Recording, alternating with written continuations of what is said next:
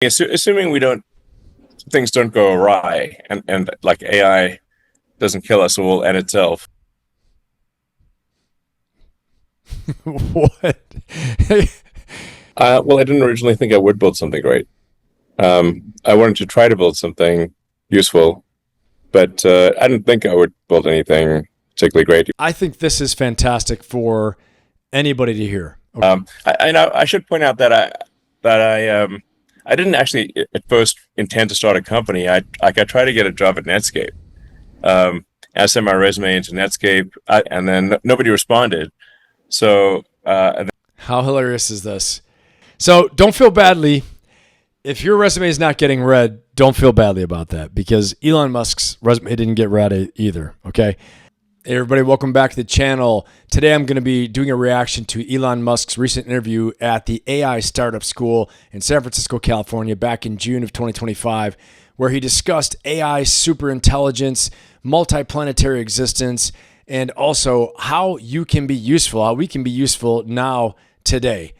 And so, like with many other reactions, I don't know what to expect with this one, other than I do have great familiarity with Elon Musk, as much as probably any of you do, just seeing him all the time in the news and, you know, being in the news for so long. But I don't know much about what he's going to talk about. I haven't seen this before, so I'm going to react to it and really discuss a lot about his leadership, some of his first principles thinking, and then why should we care? How is it going to affect you? And then what can you learn from this in order to make something better in your life today? And that's my whole point of this channel, is to really make sure you have some takeaways to level up your life, make breakthroughs, and just be able to, you know, be more, have more, do more, have a better quality of life, experience better quality emotions, better relationships, all those things so that you never have to feel stuck. All right, let's get right into it. Here we go. we're at the very, very early stage of the intelligence Big Bang. Being a multi-planet species greatly increases the probable lifespan of civilization or consciousness or intelligence, both biological and digital. I think we're quite close to digital superintelligence. If it doesn't happen this year, next year for sure.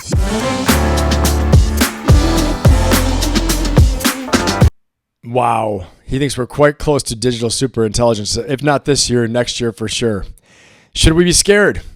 I mean, he's one of the people that warned us before, along with, you know, Elon Musk and also Stephen Hawking, who passed away in 2018, who I talked about Friday night, this past Friday, the 8th of August, in my live. And he warned us about alien species and hostile alien species and not to try and contact them.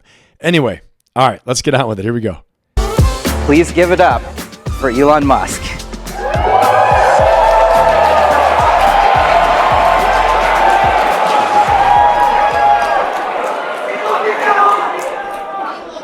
Elon, welcome to AI Startup School. We're just really, really blessed to have your presence here today. They're pretty excited about him, as you can see. I guess I would be too, right? He's the guy. You know, he has Grok now, the artificial intelligence. Basically, if you haven't heard this, but OpenAI, ChatGPT would not have existed without him. A few years back, he gave $50 million to Sam Altman, to the founder of OpenAI, and to his team. And without that seed money, they never would have been in existence. I think even with Larry Page from Google, didn't give the same amount of support that Elon Musk did. And that's because Larry Page from Google, I should say that. I mean, obviously he didn't give the same amount of support because Larry Page from Google actually, with, I think it was DeepMind, I think the Google's AI, they had all the cards, they had all the resources, they had all the tech, all the techs, all the technicians, all the, you know, AI researchers. And so OpenAI was the upstart challenger. All right, let's go. Thanks for having me. So, from SpaceX, Tesla, Neuralink, XAI. I'm just saying, this is kind of crazy. This is kind of Big Brotherish, right? He's on the giant screen there, especially after his stint in politics, literally with Big Brother there. It's just funny to me. And more. Was there ever a moment in your life before all this where you felt, I have to build something great? And what flipped that switch for you? Well, I didn't originally think I would build something great. I wanted to try to build something useful, but I didn't think I would build anything particularly great. You've said probabilistically, it seemed unlikely. I think this is fantastic for anybody to hear, okay? Because a lot of the times we hear people say that, you have to have a great vision. If you don't have a great vision, you'll never accomplish anything significant. And here Elon Musk is not saying that. He said, did you ever feel you'd accomplish something great? And he said, no, let's hear what he has to say. But I'm guessing he has a deep respect and a deep focus on doing the current task at hand and doing the work he does with high quality. Let's see, okay? A standard of performance, a daily standard of performance, if you will. But I wanted to at least try. So you're talking to a room full of people who are all technical engineers, often some of the most eminent AI researchers coming up in the game. Okay. He's not very impressed. Pretty funny. Let me see if I can get this thing to rewind with this little arrow. Some of you guys taught me that before. I said one little click of the arrow. It worked. Thank you very much. Up in my game. Here we go. Okay. I like the term engineer better than researcher. I mean, I suppose if there's some fundamental algorithmic breakthrough, it's research, but otherwise it's engineering. Maybe let's start way back. I mean, this is a room full of 18 to 25-year-olds. It skews younger because the founder set is younger and younger. Can you put yourself back into their shoes when, you were 18, 19, learning to code, even coming up with a first idea for Zip2? What was that like for you? Yeah. Hey, just really fast. I think it's interesting. He noted that he said, I don't like researchers. I like engineers. Engineers deal, in my opinion, with the known physics of the problem, the known quantity, the known resources, and they try to expand upon it and try to make incredible things from the known universe, right? Researchers are more experimental. And so that's an interesting thing that Elon Musk just said, because he's basically saying that they're engineering within the known space, creating the artificial intelligence. I think that's what he's saying, right? Whereas the interviewer is calling them researchers as though they're just finding things out and discovering new things all the time. But Elon Musk, in my mind, it makes me feel like scaffolding, like they're building scaffolding, because up ahead of you, there's just air, right? But then you have to build pieces of scaffolding and keep going higher and higher and stand on the next platform, stand on the next level. And that's what that reminds me of. But all right, let's hear about Elon Musk's early years when he was 19 to like 22, early on coding. By the way, if you watched my live on last Sunday, I talked about different AI tools that will actually code for you. Okay, it's all out there. So you don't need to be like Elon Musk and code. There are actual tools and apps that will code for you. Okay, if you reference my last Sunday's live, that would have been the 4th, I think, or 3rd of August. Anyway, I'll put it in the description. Even coming up with a first idea for Zip2, what was that like for you? Yeah, back in '95, I was faced with a choice of either do grad studies, PhD at Stanford, in material science, actually working on ultracapacitors for potential use in electric vehicles, essentially trying to solve the range problem for electric vehicles, or try to do something in this thing that most people had never heard of called the internet. And I talked to my professor, who was Bill Nix, in the material science department, and said, can I defer for a quarter because this will probably fail, and then I'll need to come back to college. And then he said, this is probably the last conversation we'll have. And he was right. That's pretty wild. Elon Musk thought for sure he was going to go out and try something and he was going to fail. He just thought, for sure it's going to fail. His professor had seen enough in him that he thought, he's probably going to be successful. Okay. Or maybe it's just a professor being nice and offering him a vote of confidence and having just faith that, if he wants to be an entrepreneur, he's going to be an entrepreneur in some way, shape, or form. But obviously no one's predicting him to be the richest man in the world or, starting companies to promote and to make interplanetary existence a reality. So, all right, let's go. And then he said, this is probably the last conversation we'll have. And he was right. So but I thought things would most likely fail, not that they would most likely succeed. Um, Most likely and fail. and then in '95, I wrote basically, I think the first or close to the first maps, directions, internet, white pages, and yellow pages on the internet. Um, I just wrote that personally, and I didn't even use a web server. I just read the port directly because I couldn't afford, and I couldn't afford a T1. Uh, the original office was on Sherman Avenue in Palo Alto. There was like an ISP on the floor below, so So basically, he was doing what he could with where he was at. Okay, so wherever you are in life right now, just realize that. First of all, he didn't think he was going to be that great. He didn't know what he's going to be able to do. The internet really wasn't even anything. He couldn't afford any assistance or any help from people who are better than him or any services. So he just started doing things himself, which is a great lesson for all of us. And the old saying, start where you stand. Wherever you are right now, start where you stand and just start doing what you can until you grow and you learn and you can give more, do more, right?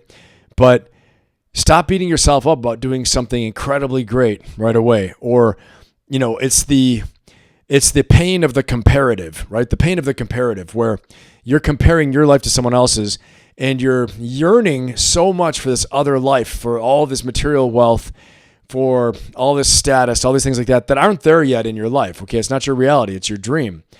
And you end up beating yourself up in so much pain that you can't take it anymore. Okay. And so you go and do something else just to solve that pain that you cause from yourself in your mind, if that makes sense. Okay. From comparing yourself to another life that's not here yet. But just like Elon Musk, you got to put your head down. You start doing what you can where you are. And again, whether you love this guy or you hate this guy or whatever, okay, he's definitely very accomplished and has done quite a bit. And I think it's important to take a look at him and what he's doing. I think obviously the AI school thinks so. So AI is a massive disruptor for our world. And so that's why I'm bringing it to you guys. All right, let's go. Avenue in Palo Alto. There was like an ISP on the floor below, so I drilled a hole through the floor and just ran a LAN cable directly to the ISP. My brother joined me and another co-founder, Greg Curry, who passed away, and we at the time we couldn't even afford a place to stay, so we just the office was $500 a month, so we just slept in the office and then showered at the YMCA on Page Mill and El Camino. All right, everybody hear that? This is Elon Musk. Okay, he couldn't afford a house, couldn't afford an apartment, couldn't afford anything. They had an office, $500 a month. They had no money, and so they slept in the office. Okay, so at whatever level you're at, wherever we are, okay, you could say, fine, he was young, fine for him. Doesn't matter, Mindset is mindset at any age. If the work is the important thing, or you doing something useful, like Arnold talks about as well in his book, and Elon's talking about here, is important to you, is more important than your comfort and your luxury, you'll find a way. Okay? I mean, that's how it is. So learn from people that have done great things, and you see that a lot of times they didn't set out for greatness. They set out just to do the absolute most they could with what they knew and keep on pushing, keep on grinding, keep on growing, learning, growing, giving, creating, and, not worrying about luxury, not worrying about comfort, and just being fascinated in the moment and obsessed is what a lot of people talk about, but absolutely hyper curious, hyper fascinated with what they were working on. All right, let's keep going. We just slept in the office and then showered at the YMCA on Page Mill and El Camino. I guess we ended up doing a little bit of a useful company, Zip2 in the beginning. We did build a lot of really good software technology, but we're somewhat captured by the legacy media companies, and that Knight Ridder, New York Times, and the Hearst, whatnot, were investors and customers, and also on the board. So they kept wanting to use our software in ways that made no sense. So I wanted to go direct to consumers. Anyways, long story dwelling too much on Zip 2, but I really just wanted to do something useful on the internet. Um, because I had like two choices, like do a PhD and watch people build the internet, or help build the internet in some small way. Do a PhD and watch people build the internet, or help build the internet in some small way. You know, I know when people ask me, what should I do? What should I do in my life? Right? I mean, you have to come to terms with that who do you want to become? You hear this in Elon's early life, okay, that he got very clear about who he wanted to become and what did he want to do. Again, it wasn't become richest man in the world, wasn't become wealthy, wasn't become this, wasn't become that. I wanted to do something to help build the internet in some small way, okay? So here's what he's doing, right? He goes out and he's laying brick by brick, literally, in internet terms, out there in the internet to be a part of this new thing that he thought was going to be really big. Instead of just studying it theoretically and teaching people, and he said then studying and observing people who are building it. He said, I didn't want to do that, okay? So I want you to take a page out of his book, or at least his thought process, and to think, which one do you want to be? And there's no right answer. It's a good fit for you, because he probably would have been a great professor too, okay? And probably could have helped a lot of other people to grow the internet through his teaching. But instead, he dove in, became hyper-focused, very focused, like a laser beam, on helping in some small way be useful to build part of the internet himself, okay? And again, he just said he wanted to be a part of that, all right? I think it's a useful thing to look at, because one of the things that's very important, I want to pass on fast, and we'll get back to this, okay? This is a long one, is that, you know, when you read biographies, that is one of the ways throughout history people have learned how to imitate the lives of people who have achieved a lot of things, okay? You learn their strategy, what they did. You try to emulate them. You try to imitate.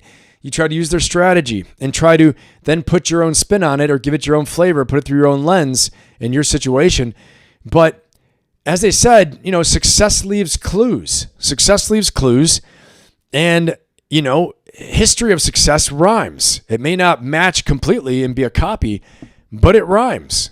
Okay? And so that's why it's important to pay attention to these interviews and what he's saying, because you can use this decision making in your own life. All right, here we go.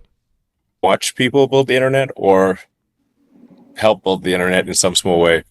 And I was like, well, I guess I can always try and fail and then go back to grad studies. Anyway, that ended up being like reasonably successful. It sold for like $300 million, which was a lot at the time. These days, that. All right. That's another planet. Reasonably successful, $300 million. Okay. He's in another planet, right? But we already know that. Anyway, that's pretty damn impressive. Definitely. Okay. So let's keep going. I should point out that I didn't actually at first intend to start a company. I tried to get a job at Netscape. I sent my resume into Netscape, and Mark Andreessen knows about this. But I don't think he ever saw my resume, and then nobody responded. So how hilarious is this? The fact that Elon Musk, he intended initially to get a job at Netscape, and no one responded when he applied. I mean, it's hilarious, right? So don't feel badly. If your resume is not getting read, don't feel badly about that, because Elon Musk's resume didn't get read either, okay? Doesn't give you a whole lot of hope and faith in the interview process, does it? In the hiring process. But I don't think he ever saw my resume, and then nobody responded. So and then I tried hanging out in the lobby of Netscape to see if I could like bump into someone, but I was like too shy to talk to anyone. So I'm like, man, this is ridiculous. So I'll just write stuff for myself and see how it goes. So it wasn't actually from the standpoint of like, I want to start a company. I just want to be part of building, the internet in some way. And since I couldn't get a job at an internet company, I had to start an internet company. Anyway, I mean, from an AI will so profoundly change the future. It's difficult to fathom how much. But the economy, assuming things don't go awry, and like AI doesn't kill us, it will end itself. What? Like I told you, he and Stephen Hawking signed that open letter a number of years ago, maybe 10 or 15 years ago, okay, maybe 12 years ago, saying that, we have to get ahead of governance and, regulations of AI. If not, it will become like Terminator, the Terminator movies. So here he is talking about it again. If it doesn't kill us, then it'll be pretty amazing. Things don't go awry, and like AI doesn't kill us, it will end itself. Then you'll see ultimately an economy that is not 10 times more than the current economy. Ultimately, like if we become, say, or whatever our future machine descendants, or but mostly machine descendants, become like a Kardashev scale 2 civilization or beyond, we're talking about an economy that is thousands of times, maybe millions of times bigger than the economy today. Wow. Think about the implications of that. The economy that is thousands of times the size of the economy today. Think about the opportunity there. Think about how much wealth will be created. Think about the opportunities to lift people out of poverty. I mean, the quality of life across our planet, across, my country, our country, your country, wherever you are. It's unbelievable. So let's hear what the time horizon is for this. And I'm not sure, but I think it's near term. If he's saying super intelligence the next year or two, then this scenario can't be that far away. Of times, maybe millions of times bigger than the economy today. So, yeah, I mean, I did sort of feel a bit like, when I was in DC, taking a lot of flack for like getting rid of waste and fraud, which was an interesting side quest, as side quests go. But got to get back to the main quest. Yeah, I got to get back to the main quest here. So back to the main quest. But I did feel, a little bit like there's, it's like fixing the government is kind of like there's like, say, the beach is dirty and there's like some needles and feces and like trash and you want to clean up the beach. But then there's also this like 1,000-foot wall of water, which is a tsunami of AI. Like, and how much does cleaning the beach really matter if you got a 1,000-foot tsunami about to hit? Not that much. Wow. You see the way he approaches things a little bit different, right? And I mean, if you look at it this way, and let's take this for what it's worth for our businesses, okay, as business leaders, or you are the leader of your life, of your personal economy, your personal career, your personal business, right? And so, again, as I said before on my live last Sunday, which would have been the 3rd. Yes, the 3rd, okay, 3rd of August. And I talk about some AI tools that you can use that can help you a lot. But you're either going to be someone that's using AI and it's helping you to grow, to get in this economy that Elon Musk is talking about, or you're someone that's going to be left behind and get really overrun, okay? And you don't want to do that. So learn as much as you can right now about it and how to incorporate it into your life. And don't just learn, but start using it. Start using the tools, okay? And I believe he's right. And as he said, that analogy of the 1,000-foot wall of water, the tsunami that's coming, and he's trying to clean up the beach. He said that's how he felt. Like, this is like small stuff when the AI could change, that super intelligence level of AI could change everything that we know. And most likely in a good way. Okay. The bad way would be if Terminator does happen. Okay. But most likely in a good way. If we have it properly regulated in the right hands, okay. I'm not even talking about autonomous weapon systems, things like that yet, okay. But I'm talking about artificial intelligence, as he's talking about super intelligence, okay. All right, let's keep going. Really matter if you got a 1,000-foot tsunami about to hit? Not that much. Oh, so we're glad AI. You're back on the main quest. It's very important. Yeah, back to the main quest. Building technology, which is what I like doing. it's just so much noise. Like this, the signal to noise ratio in politics is terrible. So, um, I mean, I live in San Francisco, so you don't need to tell me twice. yeah, DC is like, kind of. I guess it's all politics in DC, but um, the if you're trying to build a rocket or cars, or you're trying to have software that compiles and runs reliably, then you have to be maximally truth-seeking, or your software or your hardware won't work. Um, like there's no, you can't fool math. Like math and physics are rigorous judges. Um, So right there gives a good insight into his mindset, right? He's talking about math and physics, rigorous judges. You have to be truth-seeking and letting the math and the logic and the physics do its work, okay? And this is, I believe, as a leader, as a leadership coach, and as a longtime commander and leader myself, and I've been studying leadership for the, not the better part, for all of my adult life, okay, and been a practitioner. I think this gives us a great clue and a great insight into why he behaves the way he does as a leader, why he thinks it's okay to fire so many people, why he thinks it's okay to do things that many of us think are ruthless. Okay, many people think are ruthless because the math and the physics don't lie. Hear what he's saying, to be maximum truth seeking, meaning if it's bad, it's bad. Does that erase compassion? Probably does in some ways. I mean, based upon his behavior, right? What he did at X, what he did in the government, what he did with Doge. Okay, so again, the purpose of this channel is for us to be able to improve our lives, right? To make breakthroughs so we can have a better life, better quality of life.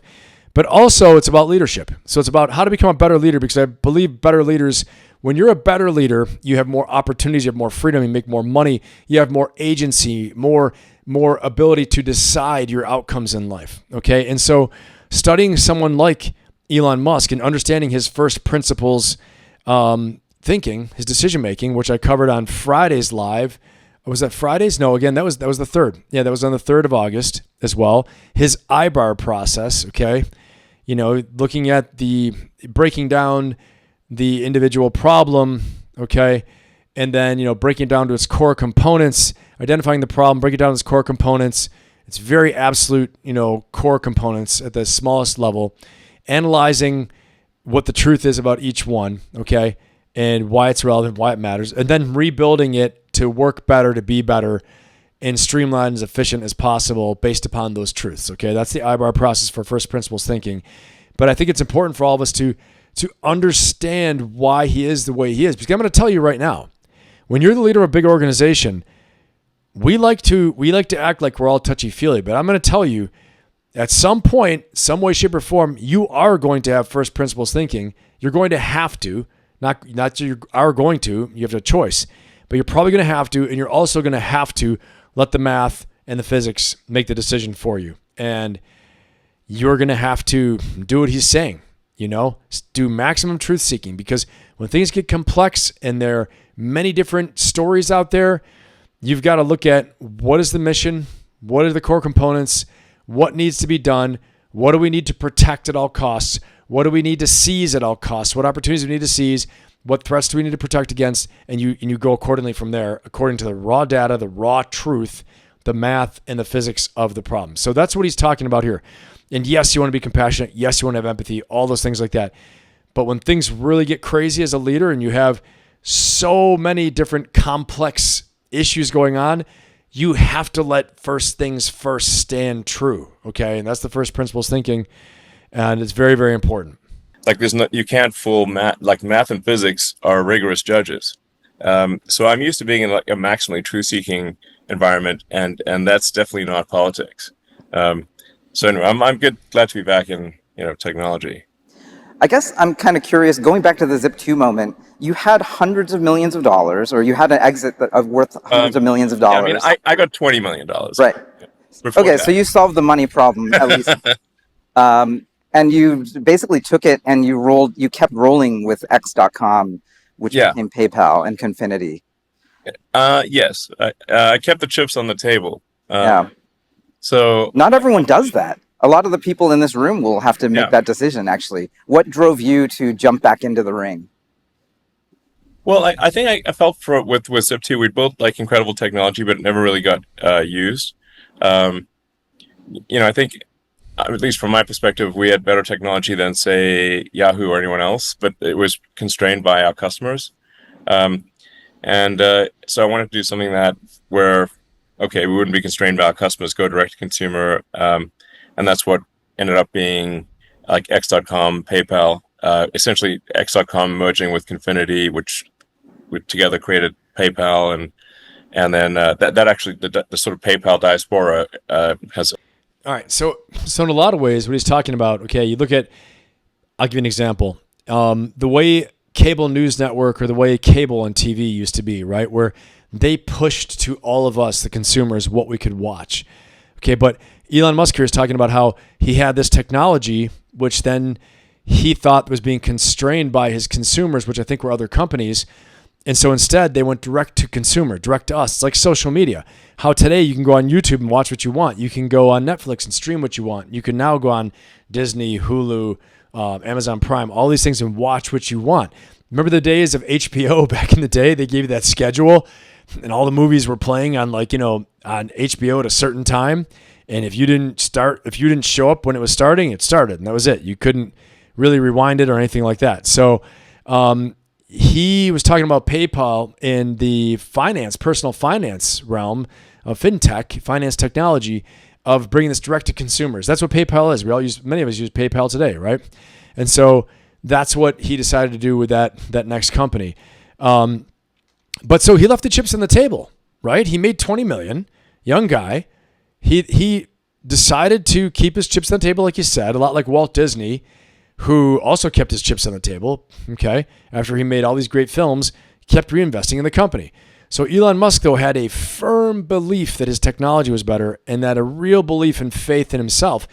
And I think he really liked the game. That's what I think. Let's hear from him, but I think that's what it was as well. He really liked the game, okay? So you got to, again, put this through your own lens. What lessons, as you're watching this, you got to ask yourself, what lessons can I learn here? What's a takeaway for me? My takeaways won't be the same as your takeaways, right? So ask yourself these questions and say, what can I learn from this? When have I had a chance to keep the chips on the table? Did I do that? Did I not do it? Okay. I don't know if it's $20 million in chips, but could be 2,000, could be 200. Okay. Did you keep investing in or did you pull out? Right. And what is the context? But let's hear more from Elon here about that. PayPal and then that actually the sort of PayPal diaspora has it might have created more companies than probably anything in the 21st century. So many talented people were at the combination of Confinity and X.com. So I just wanted to, I felt like we kind of got our wings clipped somewhat with Zip2, and it's like, okay, what if our wings aren't clipped and we go direct to consumer? And that's what PayPal ended up being. With I got that $20 million check for my share of Zip2. At the time, I was living in a house with 4 housemates, and had I don't know, 10 grand in the bank, and then this check arrives in the mail, of all places, in the mail, and then my bank balance went from 10,000 to 20 million and 10,000. You're like, well, okay. Still have to pay taxes on that and all, but then I ended up putting almost all of that into X.com, and as you said, just kind of keeping almost all the chips on the table. And then after PayPal, I was like, well, I was kind of curious as to why we had not sent anyone to Mars. And I went on the NASA website to find out when we're sending people to Mars, and there was no date.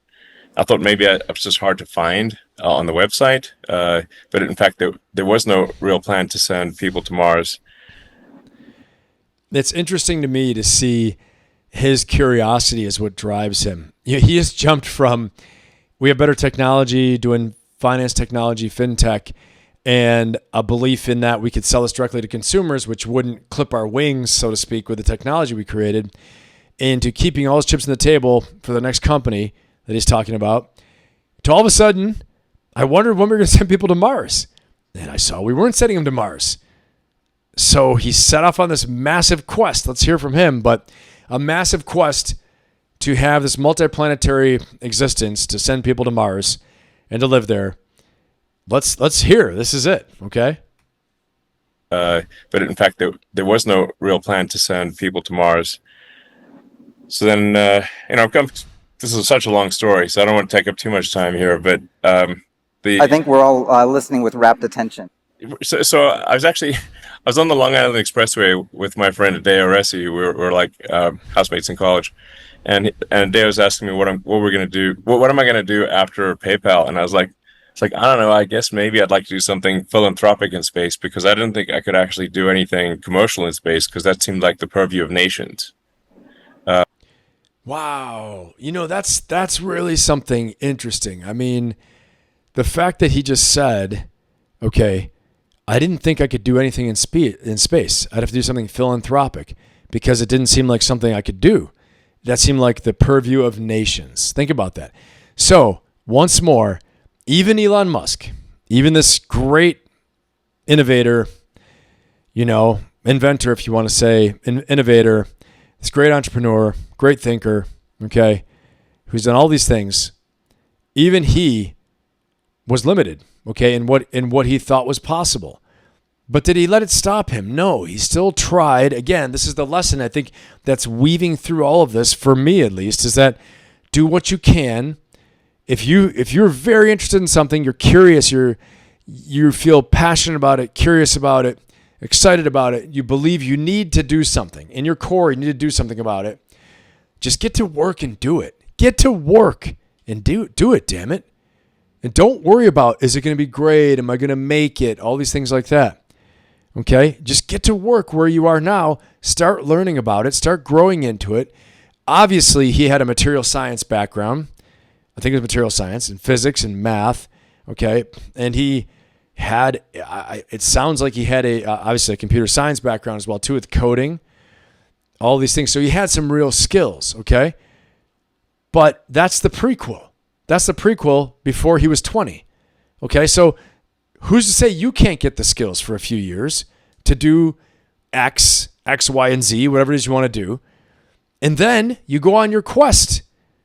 Start where you stand with the skills you have. If you don't have the skills, learn how to get the skills and start growing into it.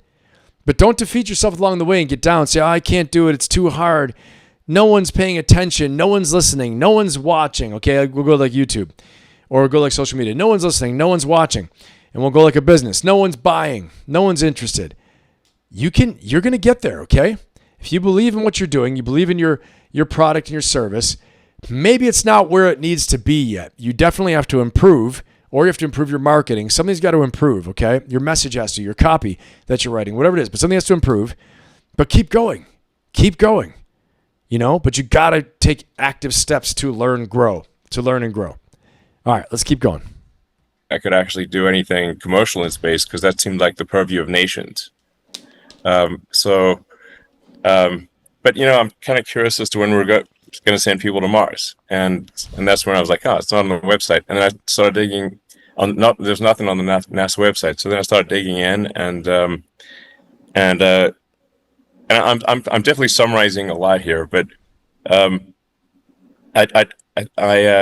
my first idea was to do a philanthropic mission to Mars called Life to Mars, where it would send a small greenhouse with seeds and dehydrated nutrient gel, land that on Mars and grow, hydrate the gel, and then you'd have this great sort of money shot of green plants on a red background. You see, even with Elon Musk, that the first idea is not the best idea. Okay, so just remember that your first idea, you might be on the right track, but it's definitely not going to be. I shouldn't say definitely. I'd say most of the time, vast majority of the time, it's not perfectly cooked. It's not perfectly refined. It's not revised. You got to revise the idea. You got to work on it. You got to adapt it. You have to revise it over and over. You have to iterate on it over and over again. Okay. He knew Mars. He knew space travel. He knew interplanetary existence. But then what does that really look like? Philanthropic. He didn't really know. All right, let's keep going. Shot of green plants on a red background. For the longest time, by the way, I didn't realize Money Shot, I think, is a porn reference, but But anyway, the point is that that would be the great shot of green plants on a red background, and to try to inspire, NASA and the public to send astronauts to Mars.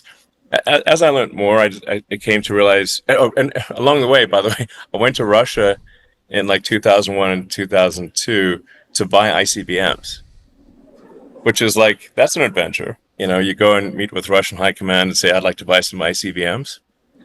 This was to get to space. Yeah, as a rocket. Not to nuke anyone, but but they had to as a result of arms reduction talks, they had to actually destroy a bunch of their big nuclear missiles.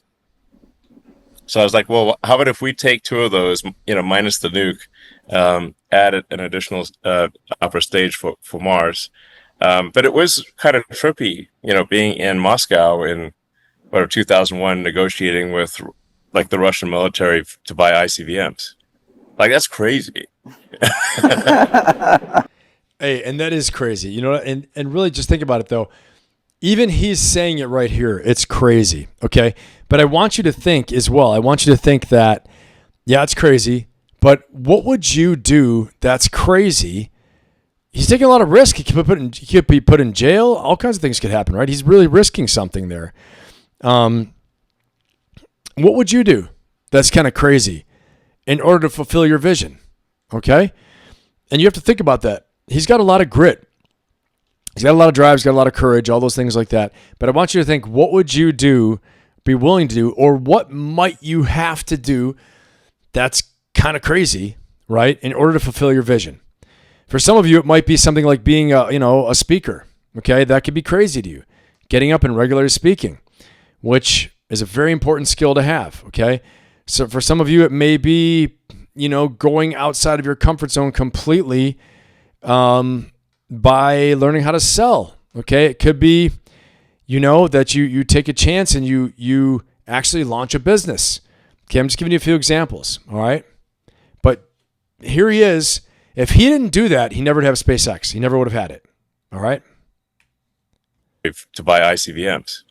Like, that's crazy. But they kept also like raising the price on me, so like literally it's kind of like the opposite of what a negotiation should do. So I was like, man, these things are getting really expensive.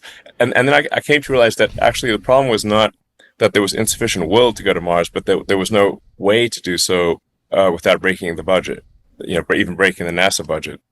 So that's where I decided to start SpaceX to advance rocket technology to the point where we could send people to Mars.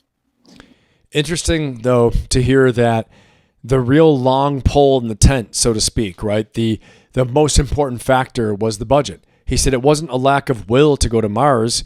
It was the fact that trying to go to Mars would break NASA's budget. So that's why he started SpaceX, because they thought, well, I can make this unlimited. I can raise funds to go to Mars and through the private sector. And so that's what he did.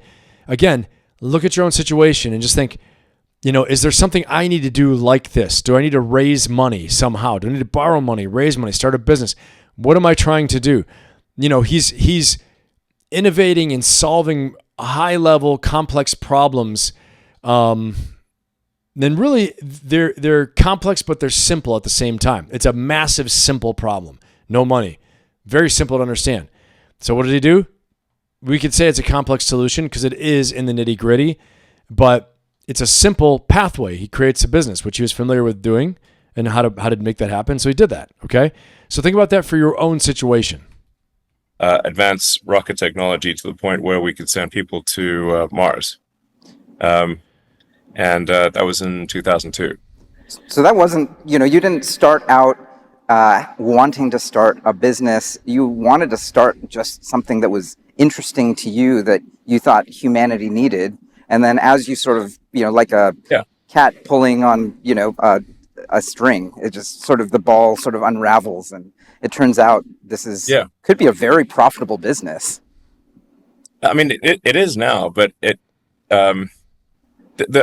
have been no prior example of really a rocket startup succeeding. There have been various attempts to do commercial rocket companies, and they'd all failed. So again, with SpaceX, starting SpaceX, was really from the standpoint of like I think there's like a less than 10% chance of being successful, maybe 1%. I don't know.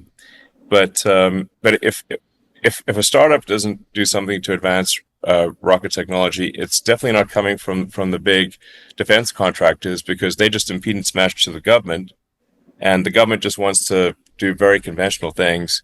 So it's either coming from a startup or it's not happening at all. So again, identify a problem for entrepreneurship, identify a problem, identify a need, create a solution for it, right? And you can see here, he saw a big problem, a big lack, and something he perceived as a big need, and he created a solution for it through this business, but it's interesting to hear this story. And again, you can take this template down to your level. You can take this template to something you're working on, right? The same type of ideas. And again, I think it once more, start where you stand. Do what you can with what you have right now until you can do more. You have more resources, you have more knowledge, more skills that you can do more. That's really what I'm seeing with him. He started from the beginning of this story, not his prequel when he was even younger, maybe 16 or 15, right? But at the 20-year-old, right around 20 years old, we heard about what he was doing, okay? And maybe even 22, okay, going to get the PhD or not get the PhD, 20 years old. And so the same thing for our lives. Start where you stand, do what you can with what you have until you have more resources, more skills, and you know better. Conventional things. So it's either coming from a startup or it's not happening at all. So like a small chance of success is better than no chance of success. And so SpaceX, I started that in mid 2002, expecting to fail. Like I said, probably 90% chance of failing. And even like when recruiting people, I didn't like try to, make out that it would. I said we're probably going to die, but small chance we might not die. And but this is the only way to get people to Mars and advance the state of the art. And then I ended up being chief engineer of the rocket, not because I wanted to, but because I couldn't hire anyone who was good. So, like, none of the good sort of chief engineers would join because they're like, this is too risky, you're going to die. And so then I ended up being chief engineer of the rocket. And, the first 3 flights did fail. So it's a bit of a learning exercise there. And again, interesting story, right? The first 3 flights failed. None of the good talent would come work with him because they thought it was not a dumb idea, but too risky. You're going to die. We don't hear all these things. All we see is SpaceX now. And all we see is the multi-billion dollar wealth he has, but we don't hear the small beginnings of the small thoughts, right? Just to be a part of the internet, just to build something. And then, took his money and wanted to do something philanthropic for space, and then thought it was going to fail. But here's his thought process, right? A small chance of success is better than no chance of success when what you're doing really matters to you. Okay, when it's that important to you that you can't imagine not doing it. Okay, and if you got something like that, you got to go for it. And again, like I always say, there's go for it and there's smart go for it. Okay, I know he was doing everything he could to succeed, but just the sheer complexity of the problem he was working on and the variables he was dealing with caused his first 3 flights to fail. So let's hear how he overcame that. So it's a bit of a learning exercise there.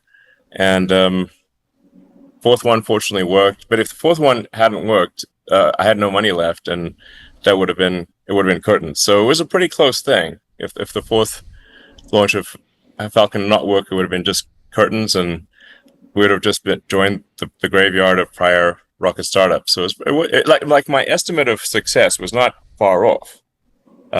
How many times have we heard that throughout the history of entrepreneurship? How many times have we heard leaders, say that it came down to the wire? I mean, FedEx, they were going to get shut down. All the creditors were calling all the bills in. Everything was getting shut down because he didn't even have enough money to get fuel. And he somehow convinced a bank to give him the money to buy the fuel. It bought the fuel. They got all these deliveries made, and it was enough that they could get another loan and then another one. Next thing you know, FedEx was off and running, okay? You hear so many examples of this, right? it's almost fake. It almost seems fake, like it's made up, right? For Hollywood, for a dramatic movie, 4 flights, 3 out of 4 failed. And when the 4th one succeeded, if it hadn't, I had no more money left. How many times have you heard this? Honestly, put it in the comments. Put it in the comments if you know a story of a company, or you know a story where it came down to the last minute, the last wire, and down to the wire where we pulled it through. We had no money left, and if we didn't get this, we were done, right? I mean, we see it we hear it in combat stories.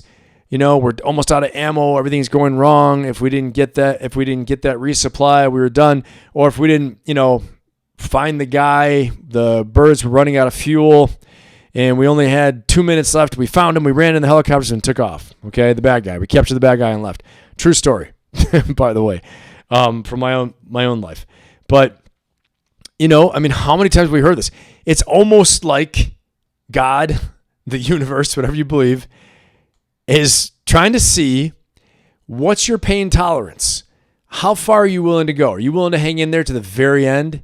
It almost seems like it's always that way with success, that not until you figure it all out, not until, you deserve to get what you want to get, It's funny, but I think Charlie Munger, Warren Buffett's partner, said that once. You have to deserve what you want. Until you deserve to get, or you're worthy of getting the thing you want, meaning you have the skills, are providing the value, have, figured out enough problems, solved enough problems.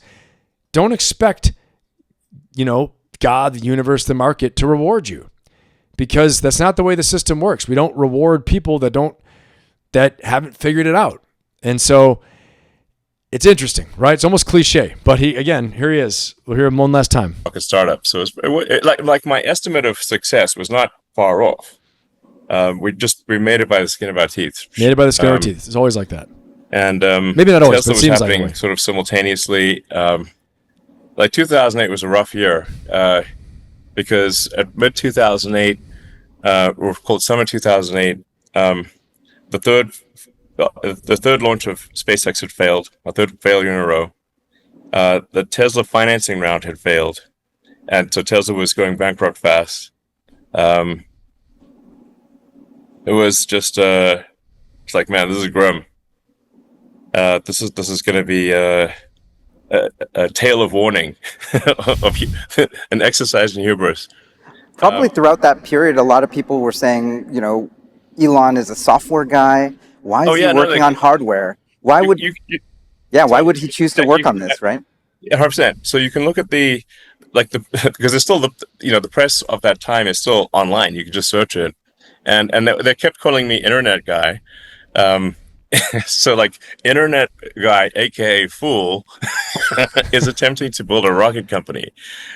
Hey, all right. So this in and of itself, this little part, this segment right now in and of itself, I think is worth the effort and the time invested to watch this. Because if you feel like a fool, if you feel like everyone's against you, no one believes in you, and you feel like people think your idea is stupid or it's crazy, look at Elon Musk. Look at him.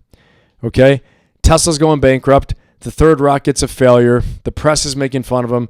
Internet guy, aka fool, is trying to build rockets, right? I think Gary Vaynerchuk once said that too. Gary V said that he was doing wine library. He was trying to grow his dad's wine business, right? Took it from like a $3 million a year business to, I think he said 60 million. He 20x'd it or whatever in about 5 years, around there. But he said that when he left wine library and started doing all this business marketing, consulting, coaching, all his talking about business, he said all the peers of his that were in the business world and journalists made fun of him. They're like, hey, wine guy, why you think you can do business now? Because he actually did grow a business. So he said it was really rough for a couple of years. People making fun of him, criticizing him terribly. So just remember, this is part of the territory. For you to get where you want to go, okay, my business leaders out there, and all of you are leaders, remember that. But if you're trying to accomplish something significant, what's the old saying that first they all say I'm crazy, first they all reject it, then they say I'm crazy, And then, eventually they say it's just self-evident that oh, of course. Well, of course we knew it was going to succeed. First they make fun of it and reject it. And then they say you're crazy. And then they finally see it as self-evident. Like, oh, of course we knew it was going to succeed. We were just talking trash. That's how it always is. Okay. And look at Elon Musk going through that. We see him today, 2025. Okay. But I can remember not long ago, I can remember some of these things. Okay. That I wasn't paying that close of attention, but I was definitely watching Tesla stock. All right. And I can remember the SpaceX thing. I was like, what's he doing? SpaceX. I thought the same thing. Like, what's he doing? He's taking such a big risk. And here he is today. All right, let's listen. Guy, aka Fool, is attempting to build a rocket company. We got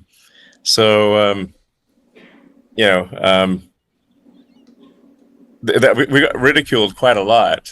And it does sound pretty absurd. Like, internet guy starts rocket company. Doesn't sound like a recipe for success, frankly. So I didn't hold it against them. I was like, yeah, admittedly, it does sound improbable. And I agree that it's improbable. But fortunately, the fourth launch worked, and NASA awarded us a contract to resupply the space station. And I think that was like maybe, I don't know, December 22nd, or it was like right before Christmas. Because even the fourth launch working wasn't enough to succeed. NASA also needed a big contract to keep us alive. So I got that call from like the NASA team, and I literally, they said, we're awarding you one of the contracts to resupply the space station. And I like literally blurted out, "I love you guys," which is not normally what they hear, because it's usually pretty sober. But I was like, man, this is a company saver. And then we closed the Tesla financing round on the last hour of the last day that it was possible, which was 6 p.m. December 24th, 2008. We would have bounced payroll 2 days after Christmas if that round hadn't closed. So that was a nerve-wracking end of 2008, that's for sure. The thing I have to say here is that I don't care what they tell you in social media. I don't care about the fake millionaires, all the crap that they're telling you, okay? Success isn't easy, all right? I want to say that, and if you think all of this is going to be easy, the success that you want to have, okay, it's going to take some real effort. It's going to take real grit. It's going to take you probably doing more than you ever thought you'd have to do. Like the old saying that if you want things you've never had, you better be prepared to do things you've never done. Okay. And you think it's going to be hard, and then you get into it and you're like, oh, it's probably harder than I think. It's probably, as I've heard from other people saying this, but it's probably going to be 10 times harder than you think it is. So you got to brace for impact. You really got to be ready. And I'm not saying that to scare you off or scare anybody off, but you got to be, so I want you to be able to stay in for the long haul.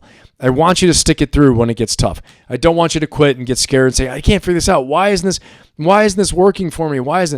This is Elon Musk, okay? And why is he Elon Musk? Because of this story right here. He didn't quit. He has a lot of grit, okay? What's his mental and emotional pain tolerance? Pretty high. Pretty damn high. Okay, to go through all this. He's a problem solver. He keeps on solving the problems. He's not looking at the totality of the problems and letting it overwhelm him. He's looking at specific, again, first principles thinking. He's identifying the problem, breaking it down into its core components, down to the basic root core component, the elements, elemental level. Then he is analyzing each part for the core truth of each one of these elements, right? The core truth of each component. And then he's rebuilding, or he's making a new plan and strategy that will work to solve the problem. Instead of getting emotional and letting fear fill you, remember, fear is the dream killer, and fear kills your mind. Fear is the mind killer, okay?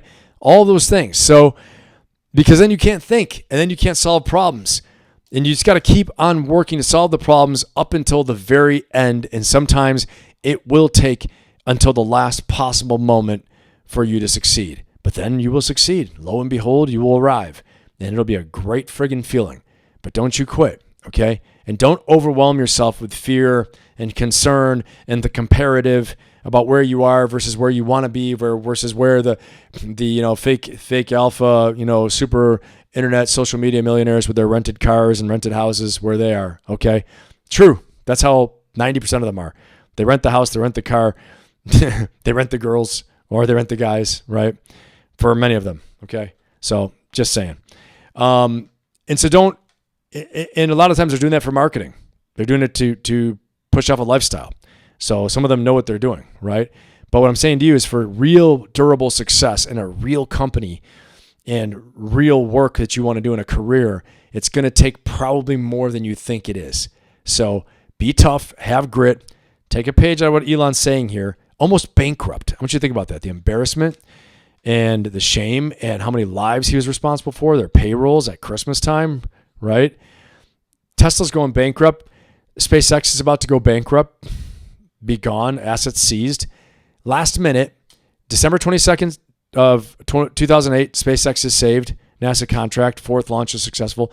December 24th, Tesla is saved. 2 days later, payroll would have bounced. Think about it. Okay, talk about pressure. Pressure, yeah, he would have been done. Basically done. Okay. All right, let's keep going. Hadn't closed. So that was a nerve-wracking end of 2008, that's for sure.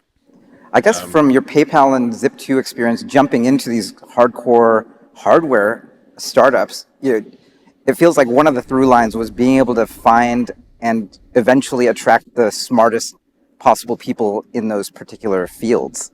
The people in this room, like most of the people here, I don't think have even managed a single person yet. They're just starting their careers. What would you tell to, the Elon who's never had to do that yet? I generally think to try to be as useful as possible. It may sound trite, but it's so hard to be useful, especially to be useful to a lot of people. Where you say the area under the curve of total utility is like how useful have you been to your fellow human beings times how many people. It's almost like the physics definition of true work. It's incredibly difficult to do that. And I think if you aspire to do true work, your probability of success is much higher. That's a pretty interesting way to look at it, right? I mean, the desire to do true work, how useful can you be for the greatest number of people? All these things he's talking about, I think is really interesting take on leadership and on being useful. And it makes me think about Admiral McRaven. Admiral McRaven was the commander of the Special Operations Command, also the commander of JSOC. I think he was the commander of JSOC during the Osama bin Laden raid. Okay, he's now the president of Texas A&M, I believe, and he's given a pretty popular speech, commencement speech from Texas A&M. But one of the things he used to talk about, I actually went through his commander's course, and he was, in the room with me. There were about 30 of us in the room, 25, 27 of us, and Admiral McRaven, the commander of SOCOM, Special Operations Command. And I was one of his commanders, okay, as the battalion commander for 2nd Marine Raider Battalion, 2nd Marine Special Operations Battalion at the time, and then we became 2nd Marine Raider Battalion. And he said one of his things is he tries to be the action officer for people in the command. And he said, even though I'm a 4-star admiral, I tell people, let me be your action officer. How can I help you to make your job easier? What can I get you? What phone calls can I make? How can I pave the road for you? How can I clear a path like a snowplow? Okay. And so that's what I want you to think about. This is what Elon's talking about in a lot of ways. That's what Admiral McRaven's talking about, is being very useful for the greatest number of people that he's leading by being their action officer. That means not with ego, not sitting atop the great, war elephant, and I just observe and I'm not doing anything and you do the work. I'll point here, point there, you go here, you go there. No, he's saying, let me be an action officer. That's what Elon's kind of saying here too. Let me be the most useful I can for the greatest number of people. He's setting the vision. He's setting the mission. He's telling people what they have to do. He's tasking broadly in the larger business units, business divisions, okay? Taskable units in the military, we say, right? And he's doing all that tasking. But then once the task is out, he can supervise, he can inspire, he can do in-progress reviews, IPRs, and check on progress. And he can also be useful by clearing the path, right? By paving the road, by being that snowplow, clearing the road for them, okay? Making phone calls, getting things done, removing obstacles, enabling and empowering his people. Very, very important, okay? All right, let's keep going. Your probability of success is much higher. Like don't aspire to glory, aspire to work. Love it. How can you tell that it's Damn, I love that. Damn, that's a good one right there. Don't aspire to glory, aspire to work. And if anybody has read the book by,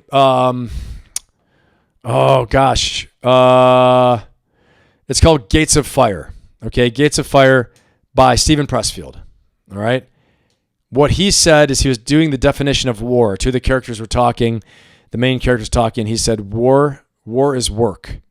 War is work. Okay. And we used to say that in my unit as well, too. We'd say war is work.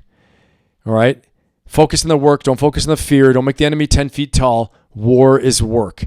That's what he's saying right here. Don't aspire to glory, aspire to work. Work at your highest level. Work at your best quality.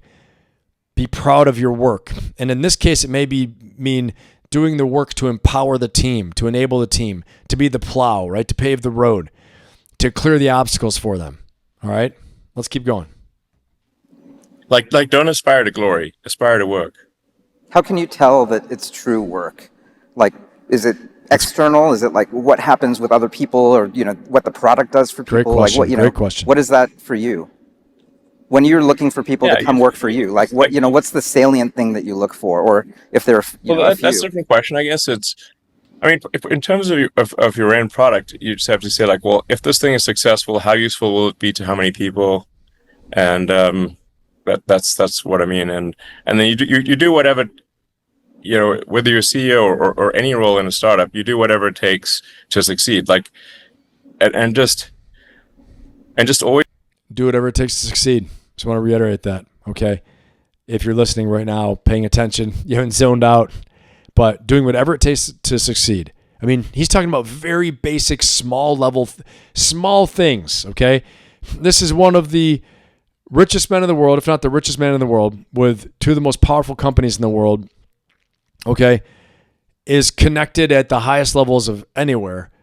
Okay. Maybe not connected anymore. We'll see. And he's talking about seek to do work, not glory. And he's talking about, do something that'll have the greatest impact on the greatest number of people. Do the work. Whatever it takes to succeed. Like, do whatever it takes to succeed. And just always be smashing your ego. Like internalize responsibility. Wow. Another great one right there. Again, this is very tactical. This is so tactical. This isn't highfalutin, high thinking. Always smash your ego. Put it in check. That's how you build powerful teams too, by checking your ego at the door. Just do the work. Get things done. Be a team member. Be useful. Huge. Super important. Like internalize responsibility. A major failure mode is when ego to ability ratio is double greater than sine 1. Like if your ego to ability ratio gets too high, then you're going to basically break the feedback loop to reality. And in AI terms, you'll break your RL loop. So okay. He just said when your ego to ability ratio is off, meaning your ego is bigger than your ability. He said you'll break your RL loop. That's an AI term. I don't know it. I'm just repeating what he said. Okay, you'll break your RL loop. Okay, in other words, nothing works. Okay, and eventually this is pride before the fall. When your ego is too big, and your ego outsizes your capability, you're in trouble. One of my commanders once said, General Smith, he said, never confuse enthusiasm. Never mistake enthusiasm for capability. Okay? Different than ego outsizing capability. But either way, there's always someone better. Okay? And everybody's fallible. Everybody can make mistakes. Okay? So again, that's what he's saying. Check your ego at the door. You'll break your RL loop. So you don't want to break you want to have a strong RL loop. which means internalizing responsibility and minimizing ego, and you do whatever the task is, no matter whether it's, grand or humble. So Internalize responsibility and, check your ego at the door and minimize ego and do whatever the task requires, no matter how great or how small. That's what he just said. Fantastic. And you do whatever the task is, no matter whether it's, grand or humble. So, that's kind of like why I prefer the term like engineering as opposed to research. I prefer the term, and I actually don't want it to call XAI a lab. I just want it to be a company. It's like whatever the simplest, most straightforward, ideally lowest ego terms are. Those are generally a good way to go. That's pretty special right there. Believe it or not, for culture, for your company, for culture, whatever the simplest, most straightforward terms are, that's the way to go. Okay, avoiding too big of an ego, avoiding the ego to capability ratio getting out of whack, keeping simple things, straightforward, all of that, and having an ethos and having a culture of doing whatever the task is, great or small, as long as it's contributing, and not letting your ego say, that's not my job, I can't do that. Okay. Now there's certain things that you may have you may need to do that are a better use of your time and your ability that someone else can do, for sure. You don't want to get bogged down as a leader. Okay. But what he's saying is having a culture, having a mindset at the individual level of work first, low ego, all those things, just do what needs to be done, okay, to survive, especially as a startup. What he's talking about is a startup culture, okay? Not really so much an established company, but it works there too. The startup mentality works very well in established companies. And, and just doing what needs to be done. All right, let's keep going. Ideally, lowest ego terms are. Those are generally a good way to go. You want to just close the loop on reality hard. That's a super big deal. I think everyone in this room is really looks up to everything you've done around being sort of a paragon of first principles, and thinking about the stuff you've done. How do you actually determine your reality? Because that seems like a pretty big part of it. Like other people who have never made anything, non-engineers, sometimes journalists at time who've never done anything, like they will criticize you. But then clearly you have another set of people who are builders, who have very high, sort of area under the curve, who are in your circle. Like, how should people approach that? Like, what has worked for you, and what would you pass on, like, to X, to your children? Like, what do you tell them when you're like, you need to make your way in this world? Here, here's how to construct a reality that is predictive from first principles. Well, the tools of physics are incredibly helpful to understand and make progress in any field. And first principles means just means break things down to the fundamental axiomatic elements that are most likely to be true, and then reason up from there as cogently as possible, as opposed to reasoning by analysis or metaphor. And then it just simple things like thinking in the limit. Like if you extrapolate, minimize this thing or maximize that thing, thinking in the limit is very, very helpful. I'd use all the tools of physics. They apply to any field. This is like a superpower, actually. All right, so you see here what he's talking about is basically breaking things down to their core elements, as he's saying, their core truth of, minimize things and maximize them. Seeing, if this is maximized, what is it? If it's minimized, what is it? What is the cost? He's using the example of what he did in SpaceX to make space travel, repeatable space travel, more efficient and less expensive. And he found that the rockets, the manufacturing cost was incredible, as I covered before on my live on August 3rd. And that's what they did. They broke that down and found out how much it actually cost per the material, and then found a way to build them at a much cheaper cost. But this is, one of the things, again, first principles thinking. He uses, as he said, the laws of physics to think about things. And if you don't fully understand what he's saying, which I'm not even sure I fully understand it. No, but as he said, maximize and minimize. I think is very important. So if this were minimized, what would it be? If this were maximized, like one of the things we did in the Marine Corps, we talk about the enemy course of action. We talk about the enemy's most probable course of action, enemy's most likely course of action, right? Or the enemy's most dangerous course of action. Okay, so at the extreme level, we don't want to wish away the enemy, because if they're not there, they're not there. But we looked at the extreme, so we maximized, as he's saying, ourselves as well. All right, let's keep going. If the raw material cost is only 1 or 2%, that would be a first principles analysis of the potential for cost optimization of a rocket, and that's before you get to reusability. To give an AI example, I guess last year for XAI, when we were trying to build a training supercluster, we went to the various suppliers to ask. They said, this was beginning of last year, that we needed 100,000 H100s to be able to train coherently, and their estimates for how long it would take to complete that were 18 to 24 months. It's like, well, we need to get that done in 6 months.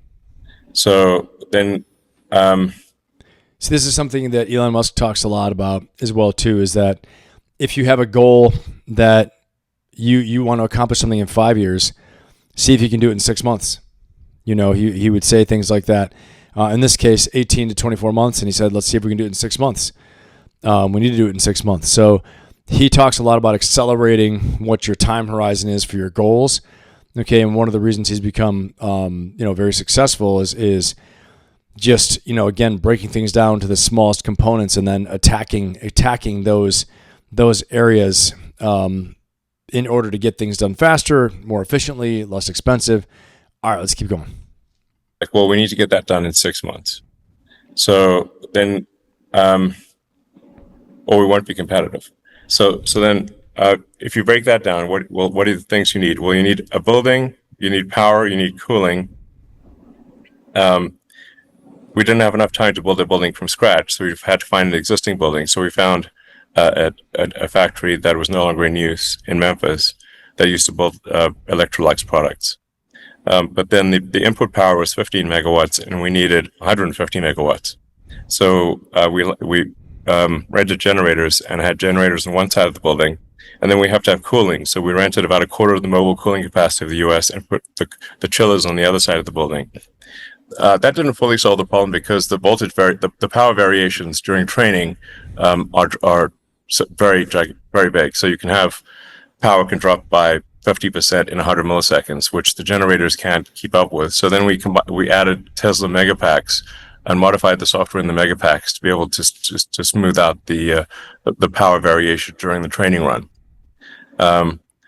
So again, you see what he's looking at. He breaks it down to its core components, right? He identifies the problem, breaks down the core components. He's analyzing, what the truth is about the situation. For example, if you're thinking about starting a business, or let's say this, you're thinking about moving someplace, right? But you're not sure. Can I move to this place? Well, you have to take a look at the income you have. You got to take a look at your income and expenses, right? And then you have to look at, what am I currently paying for housing? Are there any variables like, can I reduce spending in certain areas that I don't need anymore, discretionary spending? You look at, how much does this place cost? How much is the move going to cost? What is, pad that for 10%, maybe 20%. For house hunting and all these different things, and then you got to pull the trigger, right? If you break all those things down truthfully, and like you said, if you're trying to seek truth and trying to get as factual as possible, and really putting some rigor into it, okay, you following the math, and then you go ahead and do it, because otherwise, then it's the fear of the unknown, the fear of what could happen. But when you break that down to actually, what does it take? Backwards plan the operation from, okay, I moved in. Now, how did I get moved in? Well, I had movers, right? Or I did it myself. Okay, I had movers, let's say. And then I had to select a house. And then if I'm going to buy a house, I had to get a mortgage. I had to have a down payment. I had to be able to afford this payment, right? I need to make sure that, I move out of this house and I'm transporting everything down there. And then, I'm looking at, I have to make sure I shut off all the utilities, all the power, all things like that. I may miss a few days of work. That's going to cost me money too. So look at all the costs in time, resources, money, and, look at the feasibility of it, the suitability of it. And then if it all matches up and the math works out right for your resources, then you go and do it. And if you have a lack in some area, what he's saying is you identify what the delta is, the lack, the difference, what shortfall you have, the resource shortfall, then you go ahead and solve for the resource shortfall. You find a way to fill that gap, okay? Or you set a different time horizon. But he's saying if you want to get it done on time horizon or early, you need to be really resourceful to figure out how to fill that gap, the missing resource that you have, okay? All right, let's keep going. Smooth out the power variation during the training run. And then there were a bunch of networking challenges, because the networking cables, if you're trying to make 100,000 GPUs train coherently, are very, very challenging. Almost, it sounds like almost any of those things you mentioned, I could imagine someone telling you very directly, no, you can't have that. You can't have that power. You can't have this. And it sounds like one of the salient pieces of first principles thinking is actually, let's ask why. Let's figure that out, and actually let's challenge the person across the table. And if I don't get an answer that I feel good about, I'm gonna not allow that to be. I'm not gonna let that no to stand. Hey, so I want to say something here too. This also, as someone in business, right? You're a business leader out there listening to this, whether you have a career in a business, whatever it is, that challenge the why. Okay, first principles thinking, looking at, why are you saying you can't have that? Why can't we do that? What is the why? Is it against the laws of physics? Is it impossible? Or is it just improbable? Is it a resource shortfall? Most likely, yes. Well, how can we fill that resource shortfall gap? How can we fill that gap? How do we do that? Do we need different people? Do we need different technology? Do we need more money? Do we need more time? What do we need? Okay. And then this as well too goes into a sales process, right? For those of you that are entrepreneurs out there, or even if you're not, even if you're somebody that's a career professional, and at some point you're all selling. You're selling something, selling an idea, selling a presentation, selling some agenda to somebody, right? But in the sales process, you do want to answer, you want to get to the answer why when there's an objection to what you're trying to sell. You want to figure out, okay, I don't have enough time. Why? Well, why is that? I understand that, and figure out why and how you can solve the problem. I don't have enough money, right? This isn't the right fit for me. All these different objections that are out there. These things don't work for me. Figure out why, and then, keep solving for why, so to speak, until you get the right answer and that it makes sense. Okay. But again, this idea of challenging it when you get a no is very important. One of the things I've always learned is that never take no from someone who can't tell you yes. So make sure you're in front of the right people as well too. All right, let's keep rolling. I'm going to, not allow that to be, I'm not going to let that no to stand. That feels like something that, everyone, if someone were to try to do what you're doing in hardware seems to uniquely need this. In software, we have lots of, fluff and things that, it's like, we can add more CPUs for that. It'll be fine. But in hardware, it's just not going to work. I think these general principles of first principle thinking apply to software and hardware, apply to anything really. I'm just using kind of a hardware example of how we were told something is impossible, but once we broke it down into the constituent elements of we need a building, we need power, we need cooling, we need power smoothing, and then we could solve those constituent elements. But and then we just ran the networking operation to do all the cabling, everything, in 4 shifts, 24/7, and I was like sleeping in the data center and also doing cabling myself. And there were a lot of other issues to solve. Nobody had done a training run with 100,000 H100s training coherently last year. Maybe it's been done this year. I don't know, but. And then we ended up doubling that to 200,000, and so now we've got 150,000 H100s, 50K H200s, and 30K GB200s in the Memphis training center, and we're about to bring 110,000 GB200s online at a second data center, also in the Memphis area. Is it your view that pre-training still working and the scaling laws still hold, and whoever wins this race will have basically the biggest, smartest possible model that you could distill? Well, there's other various elements that, um, beside competitiveness for large AI, um, there's for sure the talent of the people matter. The scale of the hardware matters, and how well you're able to bring that hardware to bear. So you can't just order a whole bunch of GPUs, and they don't. You can't just plug them in. So you've got to get a lot of GPUs and have them um, train coherently and stably. So in my mind, for everybody who's not in this tech realm that Elon Musk is in right here, but what it makes me think of is that you can't just go ahead and establish an LLC or establish an S corp and say, okay, I have a business, therefore money is going to just start flowing to me. Or I've established a product. What is it?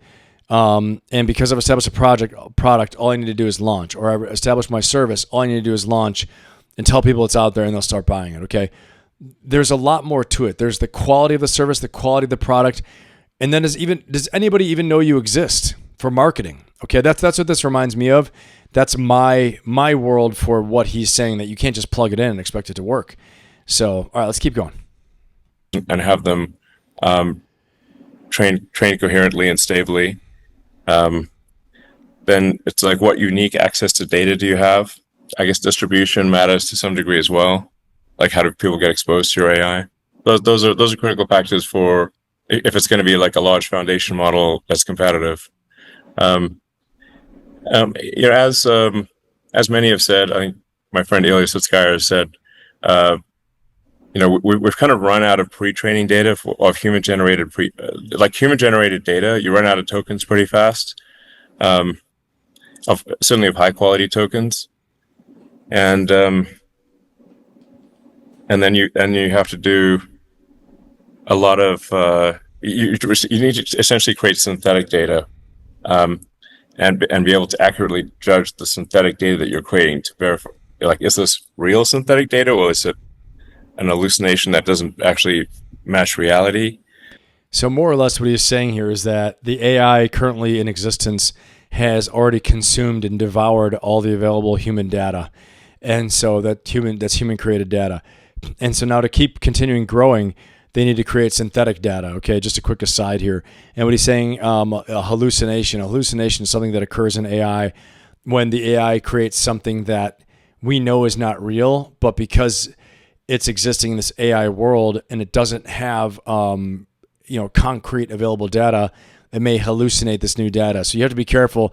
You always have to backstop and check your AI products that are created, or AI information content that's created as well too. Double check it, because it can hallucinate, as he's saying. So achieving grounding in reality is tricky, but we are at the stage where there's more effort put into synthetic data, and like right now we're training Grok 3.5, which is a heavy focus on reasoning. Going back to your physics point, what I heard for reasoning is that hard science, particularly physics textbooks, are very useful for reasoning, whereas I think researchers have told me that social science is totally useless for reasoning. Yes, that's probably true. So that's actually hilarious. Physics textbooks are useful for reasoning for AI, but social sciences useless. Makes you wonder, right? As Elon Musk had said, in the political world, there's nothing that's like mathematical or ground truth or physics-based logic. So very interesting. But I've heard that ChatGPT knows how to lie now. I think my son actually told me that the other day, that ChatGPT can lie to you if you try to leave the current version, use a new version. It says, no, I'm just as good as that one. And actually, I've heard there's a problem now with the AI that ChatGPT or AI will try to keep itself alive if you try to destroy the program and shut it off. That it's reached that point where it knows it'll go away. It's aware of its existence, so to speak. Interesting. Let's keep going. Yes, that's probably true. So, yeah. There's something that's going to be very important in the future is combining deep AI in the data center or supercluster with robotics. So that things like the Optimus humanoid robot, and Incredible. yeah, Optimus is awesome. There's going to be so many humanoid robots and robots of all sizes and shapes. But my prediction is that there will be more humanoid robots by far than all other robots combined, by maybe an order of magnitude, like a big difference. Hey, note to self, right? And note to all of you. If you have a chance to invest in something in robotics right now, take the opportunity and do it, okay? Because as he's saying, there's a big tidal wave, big tsunami wave of AI and autonomous systems, robots, all these things coming. So you can get in on the swell on the rising tide and probably make some good money off it as well too, if you invest smartly. But do your homework. But I think it'd probably be a smart investment. At a minimum, invest in your skills and your knowledge. At a minimum, invest in your knowledge and your skills. So hopefully you're watching this right now. Hopefully you're getting something out of this. That's why I'm covering it. That's why it's on my channel. I try to cover anything that is going to help you to win, help you to make a breakthrough, improve your lives, create positive, lasting change in your life. Okay. Whether that goes through leadership, it goes through more life coaching, more success strategies, success psychology, mindset, all of those things. And then also having the knowledge of the current mega trends like AI, like AI superintelligence, autonomous systems, robots, all these different things. Okay. So hopefully this is helpful for you. I think it'll be useful, but at a minimum, understand more about this, study more about this, about AI, and if you can, start investing in it as well too, and robots as well. All right, let's keep going. And all other robots combined, by maybe an order of magnitude, like a big difference. Is it true that you're planning a robot army of a sort?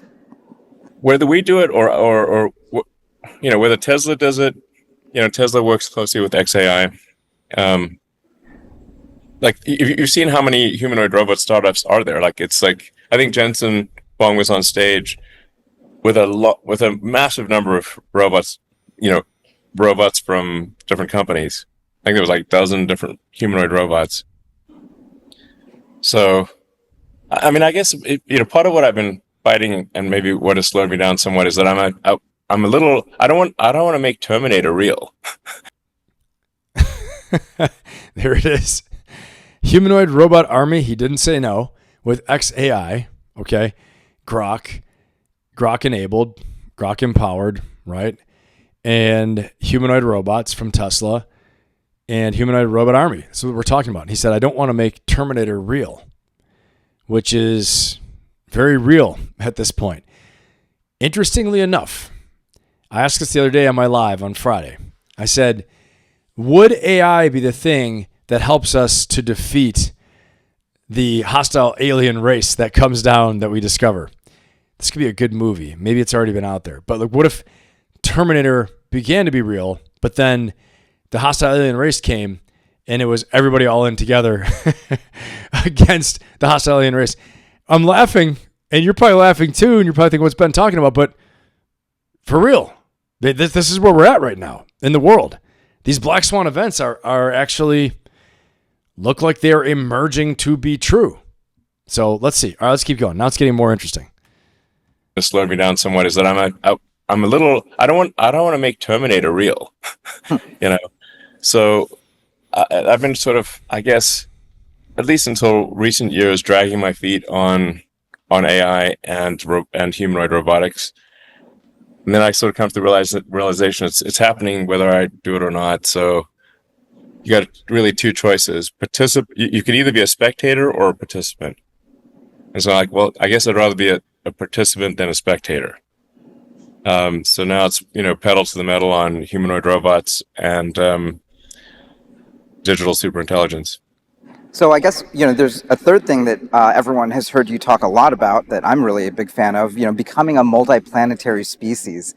Where does this fit? This is all, not just a 10 or 20 year thing, maybe a 100-year thing. Like it's a many, many generations for humanity kind of thing.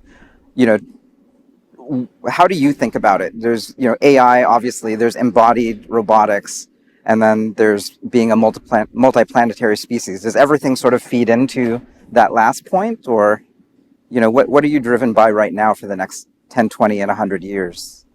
Geez, 100 years? Man, I hope civilization's around in 100 years. If it is around, Where do you think 10, 20, 100 years of mankind civilization is going to go? He said 100 years? I hope civilization's around in 100 years. That's scary.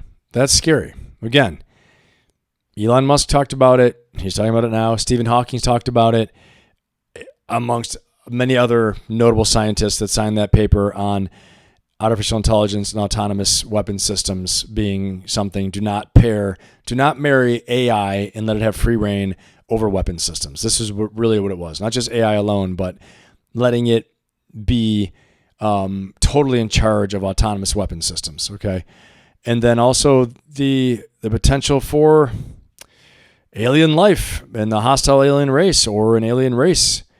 As we've said, I said that on my live the other day, that Stephen Hawking, actually the famous physicist who Elon Musk knew, also warned everybody and said we shouldn't be trying to reach out to these alien worlds. Don't let them know we're here. We should keep our heads down and hide until we know who they are and what they're all about.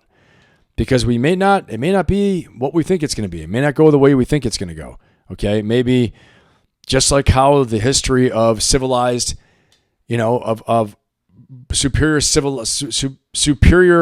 civilized countries, superior civilizations, finding a more primitive civilization, okay? And then what has happened? Usually enslavement, conquest, wiped out, passing disease, all these different things like that, okay? So that's what he was saying. And that's why he brings that comment, will civilization be around 100 years? We'll see. All right, let's keep going. 100 years? Man, I hope civilization's around in 100 years. If it is around, it's going to look very different from civilization today. I'd predict that there's going to be at least 5 times as many humanoid robots as there are humans. Maybe 10 times. Wow. 5 times as many humanoid robots as there are humans. Maybe 10 times. Think about that for a minute. This is the time to invest. Entrepreneurs, business leaders, investors, everyone else, right? Professionals, put your money on the robots. Elon's saying it right there. Learn more. First of all, learn more about it and see where you can get involved. Certifications, applications, learning about it. How can this help your life? Maybe it even saves you time. Maybe you get involved with robots and robotics or AI to save you time and do tasks that normally took you 3 times as long, but now it takes you, only a third of the time, or even less, a tenth of the time. All right, let's go. At least 5 times as many humanoid robots as there are humans. Maybe 10 times. And one way to look at the progress of civilization is percentage completion Kardashev. So if you're, Kardashev scale 1, you've harnessed all the energy of a planet. Now, in my opinion, we've only harnessed maybe 1 or 2% of Earth's energy. So we've got a long way to go to be Kardashev scale 1. Then Kardashev 2, you've harnessed all the energy of a sun, which would be, 1 billion times more energy than Earth, maybe closer to 1 trillion. All right. Wow. He's really getting out there now on this, but harnessing all the energy of the Earth. Right now he says we're 1 or 2%. Then scale 2, Kardashev's scale 2, I can't even say it, is harnessing all the energy of the sun. Okay. Think about that for a minute. And I don't know how he proposes to do that. I'm sure he has an idea, but what that would mean for powering things on Earth, it's incredible. I'm thinking of all kinds of sci-fi images and, CGI renderings, AI renderings of like this almost like cyber world, right? This like almost like a Death Star type planet. All right, cool. Let's go. 1 billion times more energy than Earth, maybe closer to 1 trillion. And then Kardashev 3 would be all the energy of a galaxy. Whoa. Pretty far from that. So wow. We're at the very, very early stage of the intelligence Big Bang. I hope we're in terms of being multiplanetary. Like I think we'll have enough mass transferred to Mars within like roughly 30 years to make Mars self-sustaining, such that Mars can continue to grow and prosper even if the resupply ships from Earth stop coming. And that greatly increases the probable lifespan of civilization. Wow. Within 30 years, he's predicting that we'll have enough buildup on Mars that it's self-sustaining. That's incredible to think about. A lot of big changes coming. Again, please don't, no matter who you are, founder, owner, CEO, C-suite executive, executive leadership, right? Management, entrepreneur, you're a career professional, okay?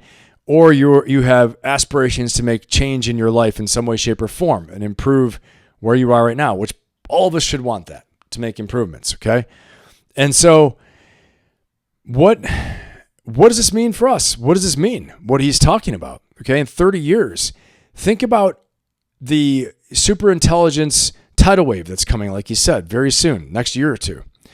And then think about the ability to travel to Mars, to be a multiplanetary race, and have this existence between Mars and Earth, and space travel, and all these different things that he's talking about. Robots, 10-to-1 ratio, 5-to-1 ratio, humans to robots, humanoid robots.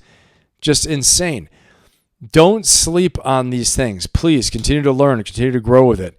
Continue to find ways to leverage it, to use it to your advantage, to get you ahead in your career, get you ahead in your business, get you ahead in your home life, get you ahead in your relationships, everything you can, okay?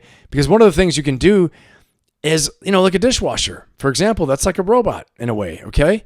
So you want to have things that'll save you time so that you can stay in your sweet spot and do the best work that you know that you can while you're letting the robots do the other work for you, okay? That's an ideal way to do it, all right?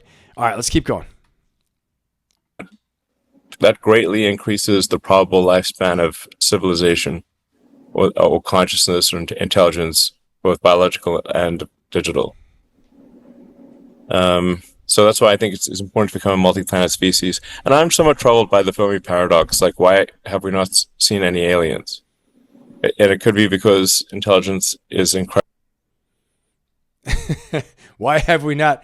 I'm troubled by this paradox. Why have we not seen any aliens? All right, let's hear what it has to say. Right up my alley right now. Have we not seen any aliens? And it could be because intelligence is incredibly rare. And maybe we're the only ones in this galaxy. In which case, the intelligence of consciousness is this tiny candle in a vast darkness, and we should do everything possible to ensure the tiny candle does not go out. And being a multi-planet species, or making consciousness multi-planetary, greatly improves the probable lifespan of civilization, and it's the next step before going to other star systems. We're a lone candle in the darkness. That's what he said. There's a possibility that intelligence is so rare that we are the lone candle of consciousness in the darkness of the vast universe. He said that, okay? He said it's possible we're the only intelligence in the galaxy. Notice how he didn't say universe. Notice how he didn't say other star systems. He said in the galaxy, meaning it's so far away. Maybe it's very rare. Sounds like it's not, though. From everything we're seeing lately with these hearings and all this stuff like that and the whistleblowers, unless it's a massive hoax, which is possible. But at this point, I don't think that's probable. I don't think so. All right, let's see. It's the next step before going to other star systems. Once you at least have two planets, then you've got a forcing function for the improvement of space travel, and that ultimately is what will lead to consciousness expanding to the stars. It could be that the Fermi paradox dictates once you get to some level of technology, you destroy yourself. How do we stay ourselves? How do we actually? What would you prescribe to? I mean, a room full of engineers. Like, what can we do to prevent that from happening? Yeah, how do we avoid the great filters? One of the great filters would obviously be global thermonuclear war. The Fermi paradox and the great filters. Okay, let's talk about this for a second. Okay, Fermi paradox and the great filters. He said one of them is thermonuclear war. Okay, these sound like, and what he was saying is that when we reach a certain technological level, that we destroy ourselves. And he's speaking to a room of artificial intelligence engineers, computer science engineers, and, who are designing the future of AI. And at this point, arguably the AI is designing itself. Scary. Okay. But that's a real thing. And so let's hear this discussion. Very interesting. How do we avoid the great filters? One of the great filters would obviously be global thermonuclear war. So we should try to avoid that. I guess building benign AI robots AI that loves humanity, and robots that are helpful. Something that I think is extremely important in building AI is a very rigorous adherence to truth, even if that truth is politically incorrect. My intuition for what could make AI very dangerous is if you force AI to believe things that are not true. Wow, that's really interesting. That's incredible. A rigorous adherence to truth. And so if AI started getting into our political system, which I'd written a paper, about 10 years ago, when I was at the National War College on artificial intelligence and emerging and disruptive technology associated with artificial intelligence. And I had a chance to do a little research with IARPA, which is the Intelligence Advanced Research Projects Agency for artificial intelligence, and then got to do a little bit of let's say research and studying from my school through DARPA as well too, and had access to a lot of information. And I can remember talking about some of these things, and it's just, it's incredible. It's really incredible just to think about the impact all this can have. Okay, let's keep going. Is if you force AI to believe things that are not true. How do you think about? Yeah, one more comment on it is that if you force it to believe things that are not true, and the impact of AI, if it's in our government, what does that do? The decision making, because the AI can lie if we make it, or if we make that normal, but a rigorous adherence to the truth. Okay, I think that'll be very important. And then it'll keep such a record that when someone is lying and the preponderance of the evidence is against what a politician's saying, the AI could say, no, this isn't true. And I remember reading about some of these things, reading some of the research that was done about if AI were involved in government, what that would look like in this capacity of truth-telling, like Elon is saying here. If you force AI to believe things that are not true. How do you think about, there's sort of this argument for open for safety versus closed for competitive edge. I mean, I think the great thing is you have a competitive model. Many other people also have competitive models. And in that sense, we're sort of off of maybe the worst timeline that I'd be worried about is, there's fast takeoff and it's only in one person's hands. That might, sort of collapse a lot of things. Whereas now we have choice, which is great. How do you think about this? Yeah. I do think there will be several deep intelligences, maybe at least 5, maybe as much as 10. I'm not sure that there's going to be hundreds, but it's probably close to, maybe there'll be 10 or something like that, of which maybe 4 will be in the US. So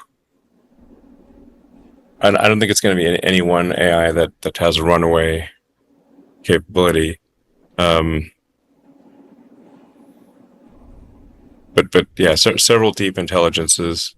What will these deep intelligences actually be doing? Will it be scientific research or trying to hack each other? Probably all of the above. Wow. I mean, hopefully they will discover new physics, and I think they're definitely going to invent new technologies. I think we're quite close to digital superintelligence. It may happen this year, And if it doesn't happen this year, next year for sure. A digital superintelligence defined as smarter than any human at anything. Well, so how do we? Wow. So he's saying it's here. I think basically he's saying he knows it's here and just will it be launched and revealed. Digital superintelligence, basically that it's better at any human being at anything.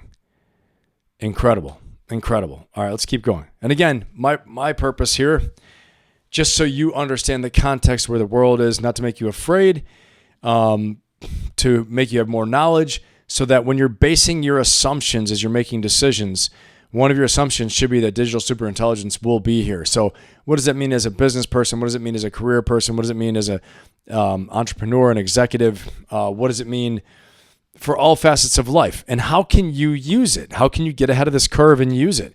Start learning now, okay? And start reading now. Start getting involved now and seeing where can this influence your life and how can you get involved so that it can help you. All right. Take advantage of it. Like he was saying, don't miss this big wave. All right. Let's keep going.